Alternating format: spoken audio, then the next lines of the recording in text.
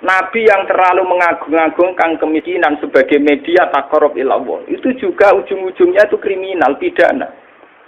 Miskin itu baik dari segi bahwa orang miskin itu tidak makan syubhat, orang miskin tidak ngambil uang korupsi dan sebagainya. Baik.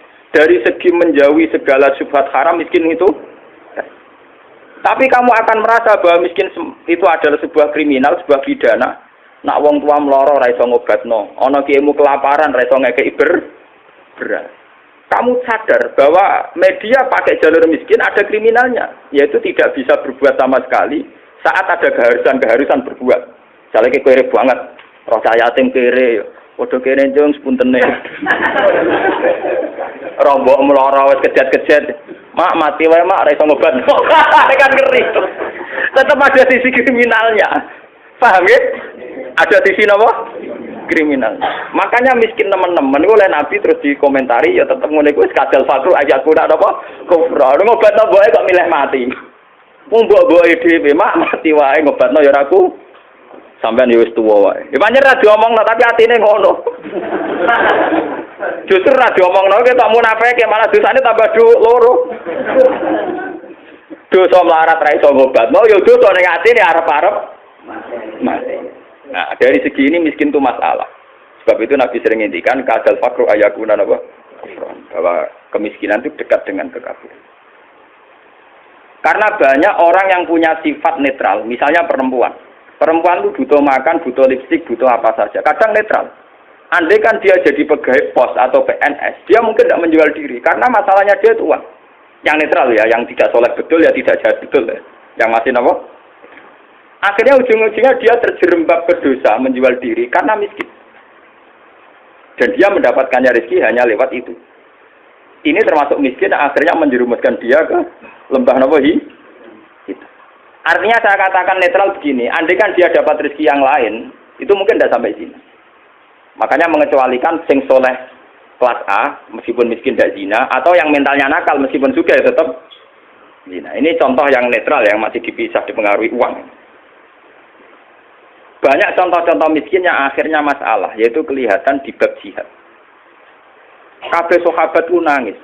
Ketika Nabi mewajibkan jihad dengan perlengkapan perang, itu sahabat-sahabat yang marah mesti nangis. Tawallau wa'yunuhum tafidu minad dam'i hazanan alla yajidu mayun fikum. Karena perang itu dengan begitu banyak peralatan, energi, persiapan dan sebagainya. Tiap ono kewajiban perang sahabat yang marah-marah itu nangis. Karena mereka sadar tidak bisa berbuat banyak.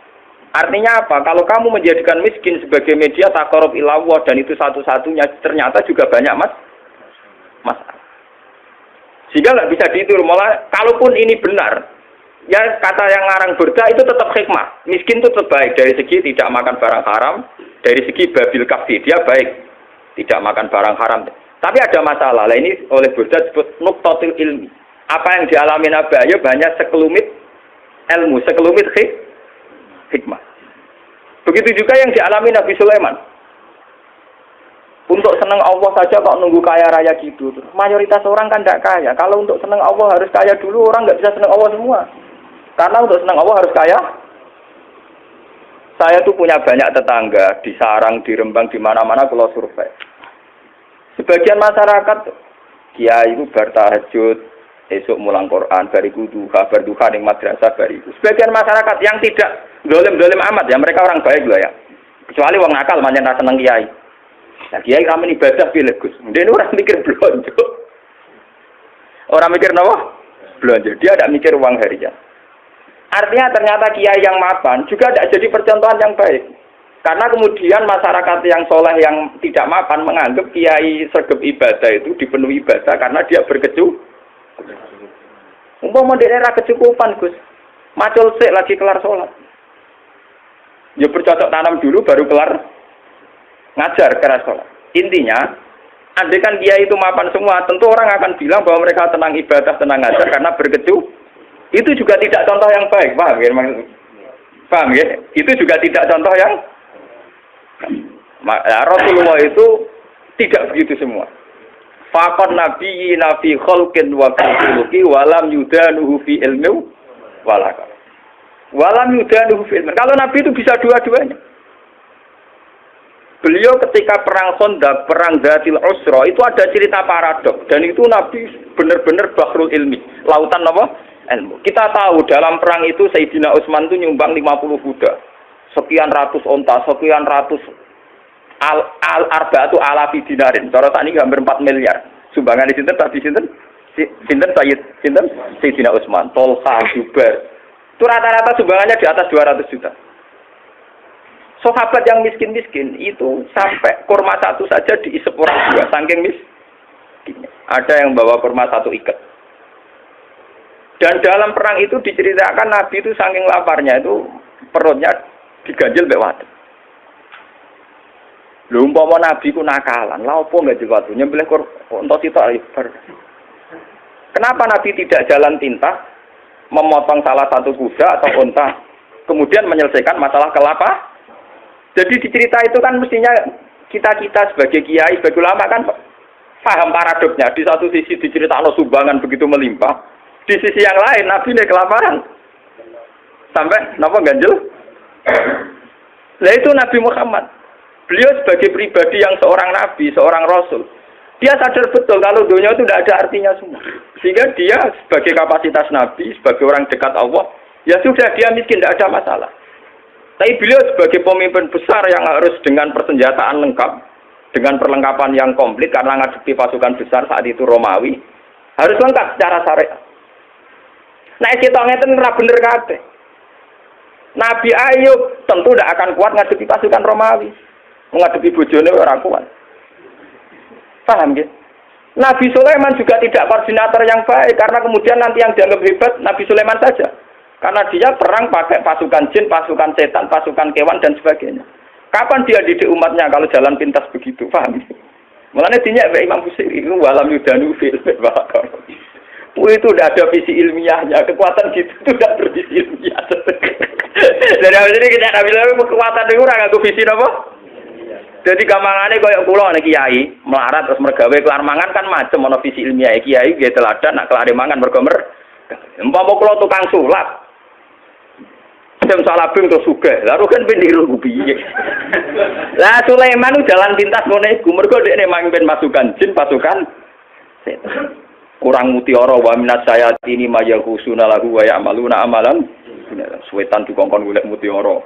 Kurang bangunan jin kon kerja rokan nglembur. Wah, pokoke setan intine Sulaiman jalan pintas kabeh. Paham? Jadi gurune Deddy Corbuzier.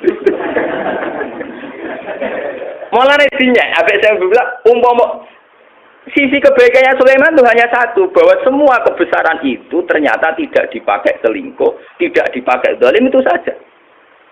Tapi itu bagaimanapun hanya nuktatul ilmi, sedikit ilmu, tapi tanpa visi. Bandingan dengan Nabi Muhammad, sing sugih ngetokno sugih, rupa-rupane iso bina Sayyidina Utsman nyumbang kekayaannya untuk perang. Sing kere koyo Ruhin yo ora tomak terus njaluk sapi disembelih sitok. Tetap dekne jihad senajan to nggawa sak gegaman kur. Sehingga uang yang melimpah dari para donatur kaya tidak nggo makani Ruhin. Mergo Ruhin yo nggawa bekal de. Artinya apa? Sing kere yo jihad, sing sugih nggih napa? Nabine ora kedungsangan enak-enakan nyembelih sapi. Kere bareng-bareng toleransi mbek Ruhin. Lah itu jenenge bahrul ilmi. Nabi memang orang yang luar. Kulo nu ora akelah tak tiru tenan. Kulo nu melarat secara pribadi. Kulo sebagai ulama, sebagai wali, sebagai orang dekat Allah itu ya biasa nganggep dunia ora ana artine kan. Ojo wali cara versine sampean, wali cara versi sampean kudu keramat, kudu heboh. Wali cara Quran ku gampang. Allah seneng wong mukmin, Allah waliul ladzina napa? Aman. Asal kowe mukmin itu senengi pangeran. Ya cuma tingkat senengine kan sesuai kadar iman. Iman mek ngontak ngantuk mek bingungan ya Allah senenge ya. Iman kok aman. Jadi kamangane ngene lho pangeran mek sampean jagal ini mulai kenal aku, mulai roh donga kok amen cerita kepentingane wae iku kapan roh kepentinganku dari. Sampeyan donga ora nglapor kepentinganem ya. Kowe tahu donga ngene ya Allah, saya ingin melihat Indonesia yang sergap salat, sergap jamaah kan gak tau. Kepengenem yo ra ndek utang sugih. Mbok mbok lapor kepentingan pribadi. Allah sebagai zat yang mimpin alam global, kowe ku nyamuk. Pribadi ora penting. Loro, oke. Malah napa? Loro. Kula baleni malih. Imam Busiri itu imam yang dianggap cara madhah ning Rasulullah, muji Rasulullah itu yang paling komplit berdasar ilmu apa? Hakikat. Sehingga visi kayak Sulaiman itu memang ya beliau hanya soleh gitu saja akhirnya. Tapi tidak punya visi ilmiah, visi pembinaan, visi tarbiyah. Bagaimana umat bisa dibina dengan model salafi? Tidak bisa. Rai iso kowe didik umat sebagai